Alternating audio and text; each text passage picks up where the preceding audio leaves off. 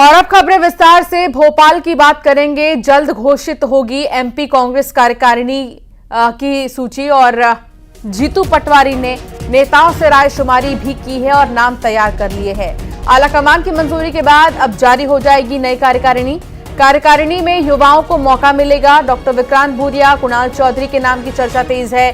शैलेंद्र पटेल, विपिन वानखेड़े का भी नाम चर्चा में है। पूर्व मंत्री जयवर्धन सिंह का भी नाम चर्चा में बताया जा रहा है।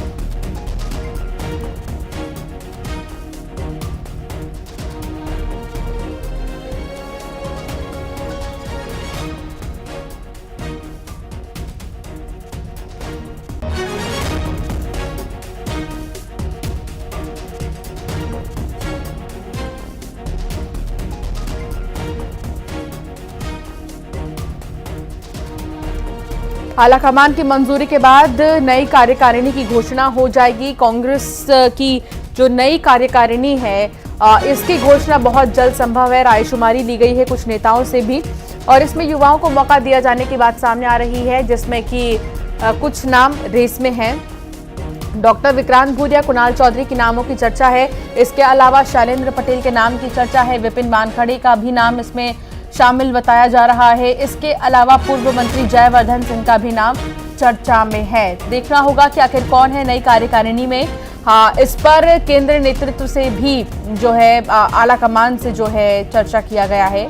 चर्चा करने के बाद ही कांग्रेस आलाकमान से चर्चा के बाद ही इसको बनाया गया है नई कार्यकारिणी, जिसमें कितने लोग शामिल हैं ये कुछ समय बाद पता चल जाएगा। जल्द ही घोषणा होगी इसकी, जिसके लिए बेसब्री से इंतजार है, क्योंकि आने वाले समय में किस तरीके से किस रणनीति पर जो है काम किया जाना है ये जो नई कार्यकारिणी है वो तय करेगी।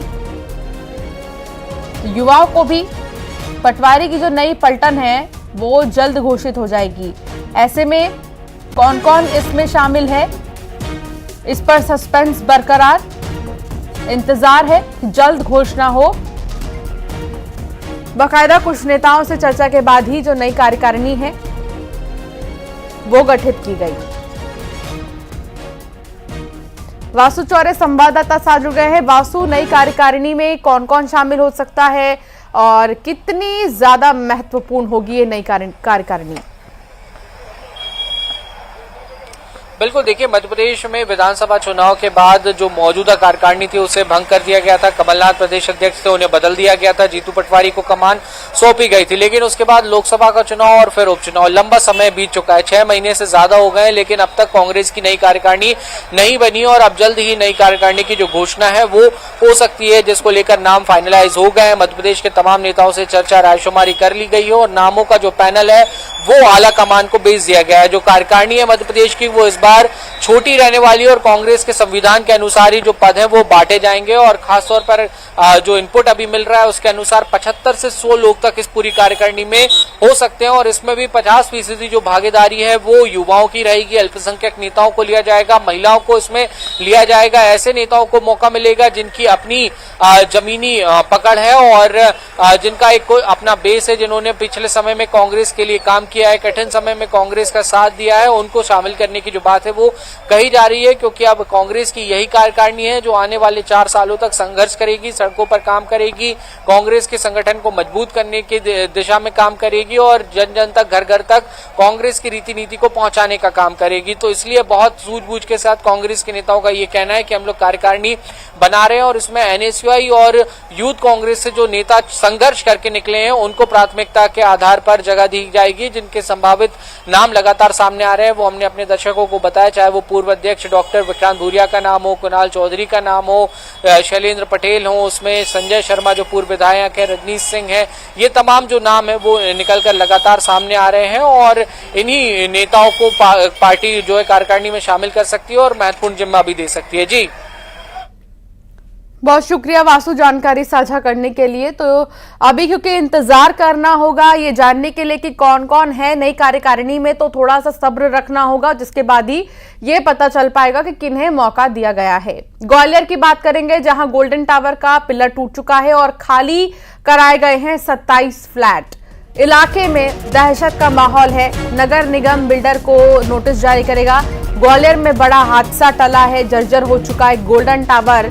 जिसका पिलर टूट गया है। हालांकि 27 फ्लैट्स ऐसे भी हैं जिन्हें खाली करा दिया गया है। इलाके के लोग जो है दहशत में जी रहे हैं। नगर निगम बिल्डर को जारी किया गया है नोटिस। और अब ग्वालियर में एक बड़ा हादसा होते होते टला बताया जा रहा है। ये पिलर आप देख सकते हैं, गोल्डन टावर का पिलर टूटा है ग्वालियर में, जहां पर कई लोग रहते हैं। पिलर इतना कमजोर जिस पर पूरा मकान टिका हुआ है। इलाके में दहशत में है लोग। 27 फ्लैट्स को खाली कराए गए हैं।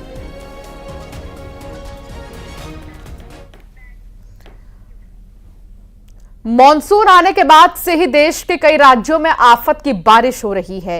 इस बारिश का अंजाम यह रहा कि देश के कई जिले बाढ़ की चपेट में आ गए हैं। क्या शहर, क्या गांव, सब जगह बाढ़ ने कब्जा कर लिया है। आधे हिंदुस्तान में बाढ़ और बारिश से कोहराम मचा है।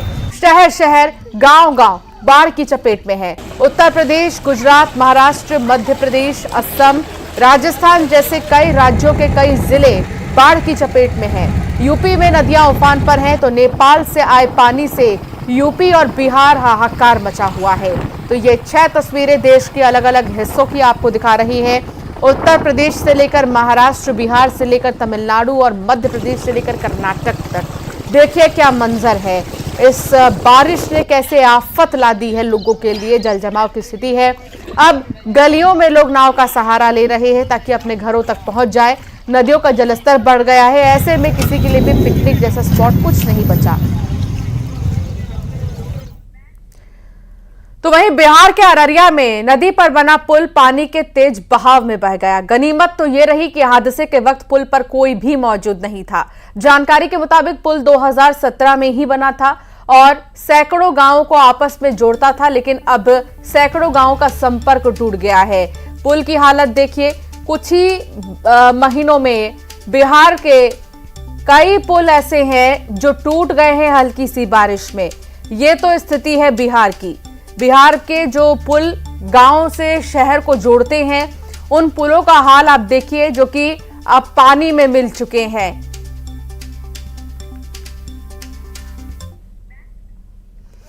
तमिलनाडु के कोयंबटूर में लगातार हो रही बारिश के बाद हालात बद से बदतर होते जा रहे हैं। नोयाल नदी में पानी का स्तर बढ़ने के बाद बांध खतरे के निशान को पार कर रहा है। ऐसे में आसपास के इलाकों में अलर्ट जारी किया गया। लोगों से अपील की जा रही है कि नदी के पास जाने से फिलहाल बचें। कोयंबटूर की नदी का जलस्तर काफी ज्यादा हो चुका है और ये नोयाल नदी है जो आप देख रहे हैं। इस नदी का जलस्तर देखिए, जो कभी एकदम स्थिर रहा करता था, आज वो मचल रही है नदी और ऐसे में जलस्तर बहुत ज्यादा बढ़ गया है।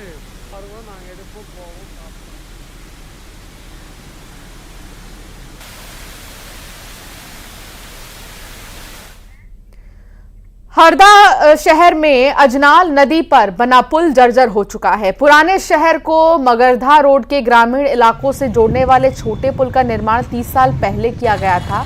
पुल के ऊपर का पुल के ऊपर का जो स्लैब है वो खराब हो चुका है। लोहे के एंगल्स दिखाई देने लगे हैं। बारिश में अजनाल नदी की बाढ़ में पुल डूब जाता है। जर्जर अवस्था के कारण बारिश में हादसों की आशंका बनी रहती है। पुल की हालत को देखकर बड़े वाहनों को आवागमन के लिए बाधित किया गया है। बड़े वाहन खंडवा रोड पर बने पुल से मगरधा रोड पर आते हैं। इस पुल से बड़ी संख्या में ग्रामीण और गुप्तेश्वर मंदिर जाने वाले लोगों का आवागमन रहता है। स्थानीय लोगों का कहना है कि यहाँ बड़ा पुल बनना चाहिए। वहीं नगर पालिका सीएमओ ने बताया कि ब्रिज कॉर्पोरेशन इस जगह नया पुल बनाएगा। लगभग 3 करोड़ रुपए की लागत से नया पुल बनाया जाएगा।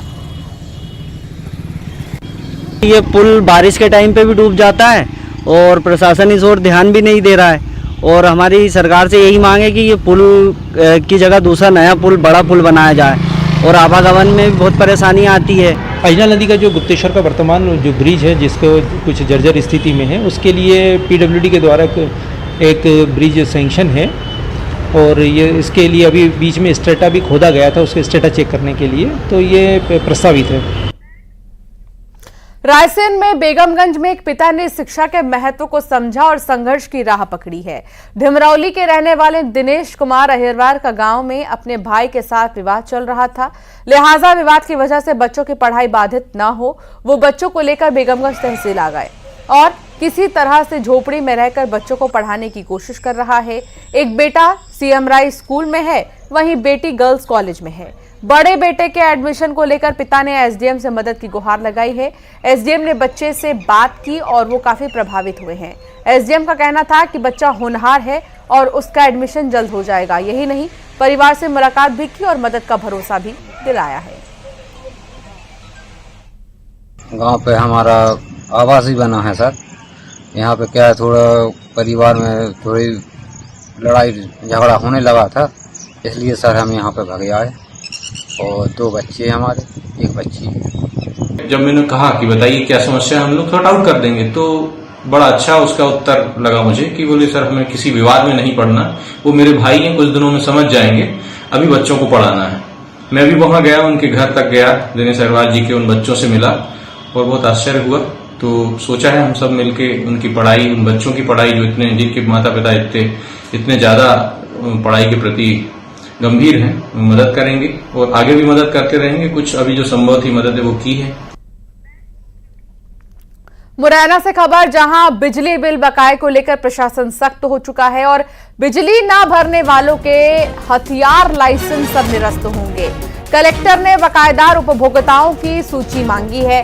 कलेक्टर ने शस्त्र शाखा प्रभारी को निर्देश भी दिए। संपत्ति कुर्क की है और खाते सीज जैसी कार्रवाई भी हो सकती है। 1600 करोड़ से भी ज्यादा का बिल बकाया है।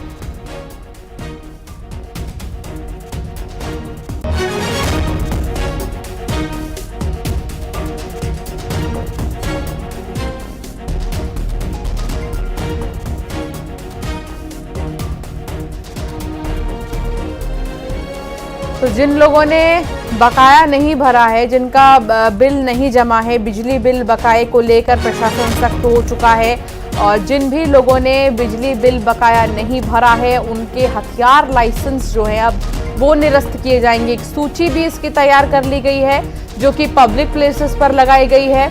हालांकि उन्हें एक बार याद दिलाने के लिए कि क्या भूल रहे हैं वो। 1600 करोड़ से भी ज्यादा का बिल अभी बकाया है और उसको जल्द से जल्द पूरा करवाने के लिए भी ये कार्रवाई हो रही है।